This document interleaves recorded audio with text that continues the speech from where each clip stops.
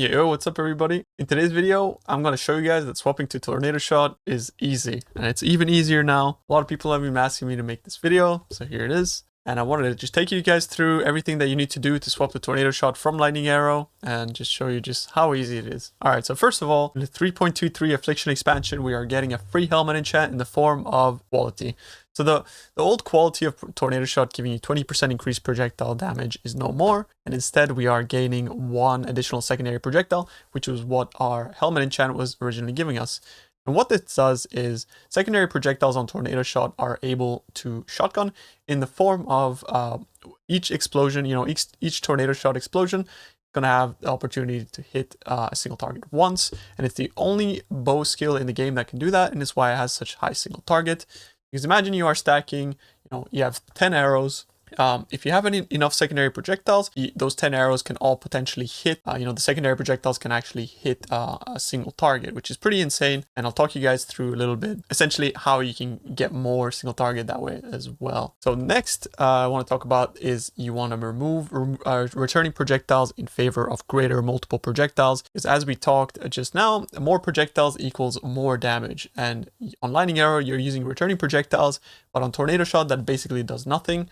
What you'll do is you'll remove that in favor of greater multiple projectiles early, as you do not have access to many arrows. Like, if you don't have like 2 arrows on your bow and you're lacking 1 on your quiver and you don't have a flesh and flame or whatever, yeah, you might be lacking a little bit of arrows early. So what you want to do is you want to equip GMP in your main links. And although this number might look lower in Path of Building, it's actually higher in game because you are able to shotgun with your projectiles. So in general, that means that more secondary projectiles are going to be hitting a single target, and more secondary projectiles hitting a single target equals more damage, right? So the number that you see in Path of Building, the DPS number, you basically multiply that by how many arrows are able to hit. Now the calculations for that is very complex because there's so many variables as to whether you are able to hit with X amount of projectiles. And just keep in mind that just go by how it feels like in game, but essentially more projectiles equals more damage up to a certain point, because beyond a certain point, you get so many projectiles that you'd rather just have more damage rather. Just as a rule of thumb, more proj until you have maybe 12 proj, and then beyond that it starts incurring diminishing returns, right? At that point, maybe, once you have 12 proj, or even beyond that, you might consider removing greater multiple projectiles in favor of a damage support instead. So the Oath of the Magi is really good because Nature's Concoction is going to give you 3 charges when you hit an enemy with a weapon that it has a tincture applied to it, meaning that you are going to be able to sustain Dying Sun a lot more. The biggest downside of Dying Sun is that it has low duration and it consumes a ton of charges when you use it. So essentially what this does is it enables you to have higher uptime on Dying Sun, giving you increased value of that flask. And what that flask does is it gives you 2 additional projectiles, which is crazy for Tornado Shot. So getting Oath to the Magi with Nature's Concoction and putting your Dying Sun next to it's going to be really, really nice. And it's, basically just going to give you more uptime and more damage on Dying Sun, which is really, really nice. So I would try to get that as soon as possible, since Dying Sun tends to be quite on the cheap side, and Oath to the Magi is hands down just the best ascendancy you can get on early Tornado Shot and early bows in general. So that's a no-brainer for sure, a combination that you want to have there. Next, you want to make sure that you have removed all form of pierce in favor of chain. So on the tree, you'll have 3 Pierce, as if you were playing Lightning Arrow. You do not want to have Pierce. Pierce is terrible with Tornado Shot. You want Chain. So instead of grabbing the Pierce nodes, you want to grab the Chaining Range nodes, because Chaining Range is one of the craziest things that you can get for any chain build. Essentially what Chaining Range is, it's equivalent to what Area of Effect is. So imagine that you're grabbing those Chaining Range nodes. Basically like giving you 40% extra area of effect, because your projectiles are able to actually seek enemies further away from your original target. And on top of that, because of the chain ascendancy that we'll talk about here, we want to respect to the chain ascendancy, but because of that and the fact that the chain ascendancy gives you a % chance for projectiles that have collided with terrain to chain onto a target. So it's going to be able to, if a terrain is further away from your single target, it's going to have the ability to chain back to it. And this node, you want to respec focal point to this, because chain is just insane, and this is going to be both our source of chain as well as wall chain. So a Tornado Shot is insane in closed layouts because of this as well. So if you're running like something like Crimson Temple, there's walls nearby, and you shoot into a wall or something like that, all like 30% of the projectiles that hit the wall are just going to basically seek a target. So it's huge single target DPS increase, and something that you should be grabbing for sure. And it really does suck losing focal point, but out of all of these nodes here, it is the only one that you can realistically drop to swap the Tornado Shot. However, we can mitigate that thanks to the Fledgling.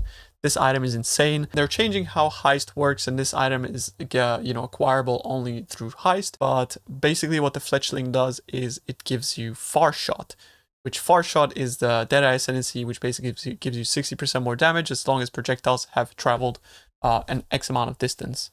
And it says projectiles cannot collide with enemies in close range. So you will have to position yourself a little bit further away, but keep in mind that the secondary projectiles from Tornado Shot actually inherit the distance from the original distance from where you've shot. So imagine there's an enemy here and you are here, and you're too close to hit with your primary projectiles, but you shoot a little bit behind them and your secondary projectiles travel there. It's going to count the distance of where they exploded and back. So it's basically going to have that additional distance, meaning you can pretty much completely mitigate the downside of the Fledgling. And it's going to give you the extra ascendancy there, and you can spec back into focal point. So yeah, sorry for people that might have wanted to get this cheap. It might be pretty expensive, but the fact that now everybody is going to be running the same blueprints and have the rewards be sort of standardized across all blueprints, I think these are going to be more common than they were in the past. So the market will be kind of much easier to manage. You'll be able to pick up yours if you want to swap to TS. Make sure you put these on live search if you want to swap to TS ASAP, because it's the biggest DPS increase you can get, as it provides projectile damage up to 50%, as well as projectile speed, and it's an armor evasion base, so you do not lose your suppression mastery. So that's pretty damn insane. This helmet is crazy. It's 100% increased damage because of the bow mastery as well. Bow mastery giving you projectile speed is equals to projectile damage. So yeah, it's just crazy, this helmet. It's like a 70% more damage helmet, essentially, when you add everything up, considering the fact that you would have to drop one of these ascendancies in favor of chain, right? So yeah, the expensive version of this, of course, is to go for the Forbidden Flesh and Flame, but the Forbidden Flesh and Flame for the Deadeye are always extremely expensive, right? But if you are one of the rich boys that can afford a Forbidden Flesh and Flame, you can take any of the nodes here. You can take Far Shot, you can take Ricochet, Endless Munition, you can take the Mark here, as well as Gathering Winds. It's totally up to you which one you grab, because you're basically free to path any sort of way here and grab the nodes that you want. Yeah, make sure you look out for those as well, but those won't be available, in the first few days. However, the Fledgling will be, because people are addicted to heist, and because heist has been changed, a lot of people are going to be drawn to checking out the new content.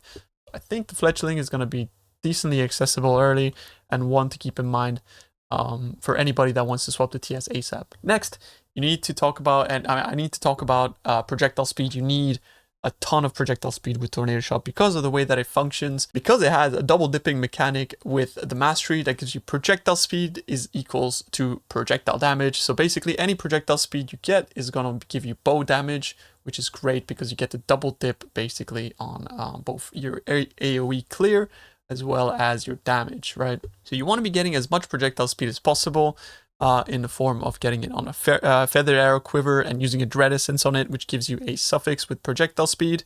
Getting long shot as well, which synergizes pretty well with your Far Shot too. You'll get 60% increased damage with hits with targets that are like more far away, as well as some projectile speed. So that's just going to be straight up a damage. And the more projectile speed is going to multiply your projectile speed. However, keep in mind, this mastery does not give you damage. It does only give you clear. But it's really important to get the projectile speed and to multiply it further, because the way that Tornado Shot works is you shoot the arrows, and after a certain amount of time, they will basically disappear, right?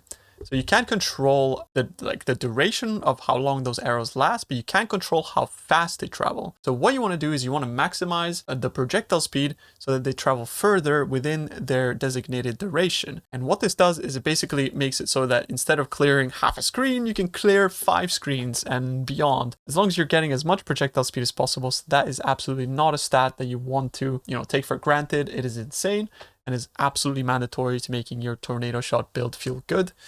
And that pretty much sums up all of the key things that you need to have to make Tornado Shot feel good, and what you need to do to swap from Lightning Arrow to Tornado Shot. So I hope this video was helpful, guys, and I hope this given you a little bit more confidence in swapping to Tornado Shot. It is honestly just as easy as swapping 2 gems and, you know, maybe getting a flask or swapping an ascendancy as well. So guys, seriously, try TS this league. It's gonna be insane. You can pretty much play TS from as soon as you pick up the gem. Like TS is league startable now. It's in league startable territory, and it's one of the most broken skills in the game by far. Mechanically, it's just completely bonkers. So yep, thanks again, guys. I hope you enjoyed the video, and I hope you guys see you guys in the league start. Peace out.